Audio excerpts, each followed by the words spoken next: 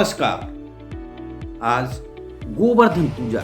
आइए हम जानते हैं कि गोवर्धन पूजा क्यों मनाते हैं। आइए चलते हैं और हम जानते हैं। आज देश भर में अन्नकूट या गोवर्धन पूजा का पर्व मनाया जा रहा है। इस पर्व पर विशेषकर मथुरा क्षेत्र के मंदिर और घरों में धूम मची है। यह पर्व दीपावली पर्व के अगले दिन मनाया जाता है। इस बार सूर्य ग्रहण होने के कारण दीपावली के अगले दिन नहीं मनाया गया, यानी आज मनाया जा रहा है। इस दिन गोधन यानी गाय की पूजा की जाती है, इसीलिए गौशालाओं में भी इस पर्व को मनाया जाता है। गाय को देवी लक्ष्मी का स्वरूप भी कहा गया है।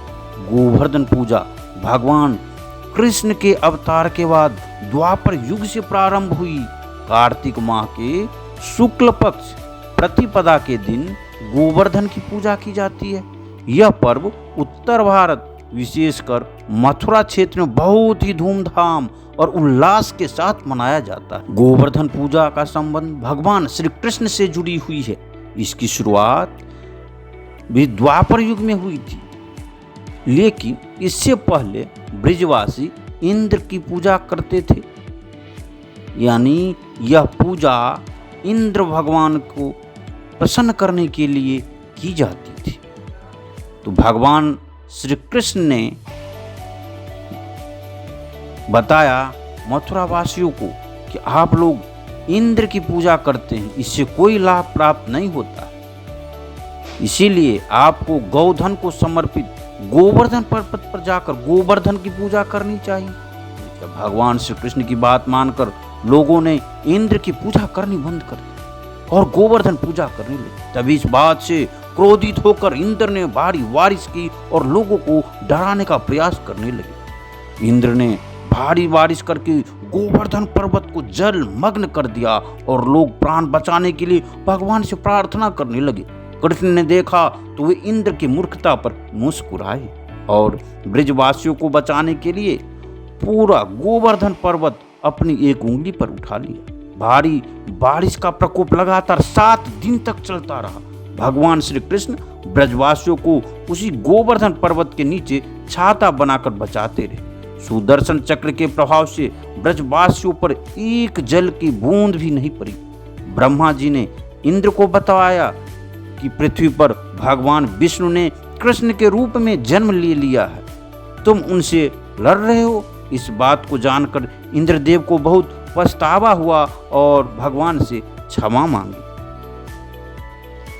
इस बात के खत्म होने के बाद भगवान श्री कृष्ण ने सभी ब्रजवासियों को 7वें दिन गोवर्धन पर्वत को नीचे रख ब्रजवासियों से बोला कि अब वे प्रतिवर्ष गोवर्धन पूजा कर अन्नकूट का पर्व उल्लास के साथ मनाएं। तब से लेकर आज तक गोवर्धन का पूजा और अन्नकूट हर घर में मनाया जाता है। गोवर्धन पूजा का ऐसा माना जाता है कि ये उत्सव खुशी का उत्सव है और इस दिन जो दुखी रहेगा वो वर्ष भर दुखी रहेगा। इस दिन खुश रहने वाला व्यक्ति वर्ष भर खुश रहेगा। इसीलिए गोवर्धन पूजा करना बहुत ही जरूरी है।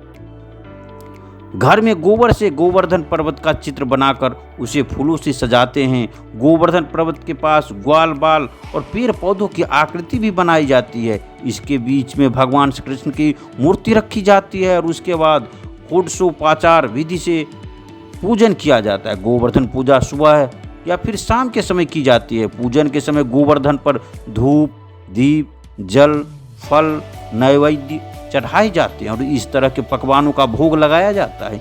इसके बाद गोवर्धन पूजा की व्रत कथा सुनी जाती है और प्रसाद वितरित किए जाते हैं। इस दिन गाय, बैल और खेती में काम करने वाले सभी पशुओं की पूजा की जाती है। पूजा के बाद गोवर्धन जी की 7 परिक्रमाएं लगाते हुए उनकी जय बोली जाती है।